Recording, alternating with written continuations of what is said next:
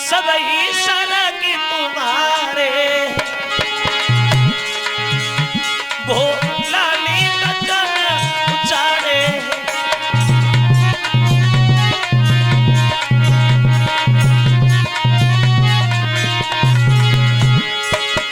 ये सब ही सरग तुम्हारे भोला नील जल उचारे।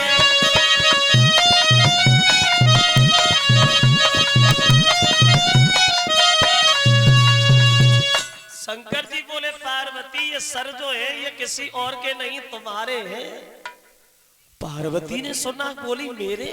हाँ तुमने ब्रह्मा जी से ये वरदान मांगा है पार्वती, जब जब हम पृथ्वी पे आए तब तब भोले बाबा की पत्नी बने। इतनी बार तुम पैदा हो चुकी हो, इतनी बार मुझसे शादी हो चुकी है और इतनी बार तुम मर चुकी हो। जितने तो सर देख रही हो तुम मरती रहती हो और वही सर उठाकर मैं अपनी गर्दन में डाल लेता हूँ, ये सब सर तुम्हारे हैं। पार्वती ने सुना तो पार्वती रोने लगी। बोले बाबा मुझे मरने से बहुत डर लगता है, मैं मरना नहीं चाहती, मुझे अमर कर लो।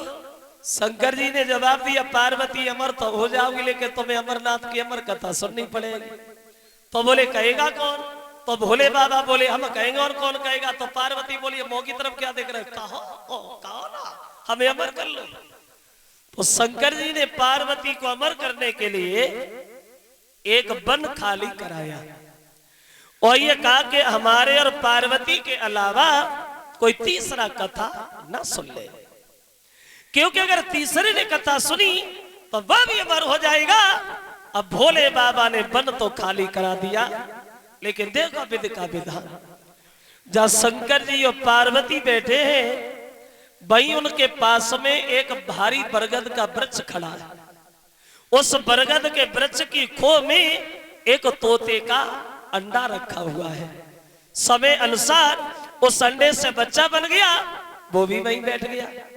तो पार्वती से भोले बाबा बोले देखो पार्वती कथा सुनने के लिए बैठ तो गई हो तुम, लेकिन एक बात ध्यान रखना, जब मैं कथा कहता हूं तो कथा में इतना लीन हो जाता हूं जो मुझे अपने शरीर का ध्यान नहीं रहता। तो कथा के बीच बीच में हुंकारा भरती रहना, सोना नहीं, ये जरूर ध्यान रखना। पार्वती बोली अब सोएंगे, अब तो अमर होएंगे। बोले बढ़िया है।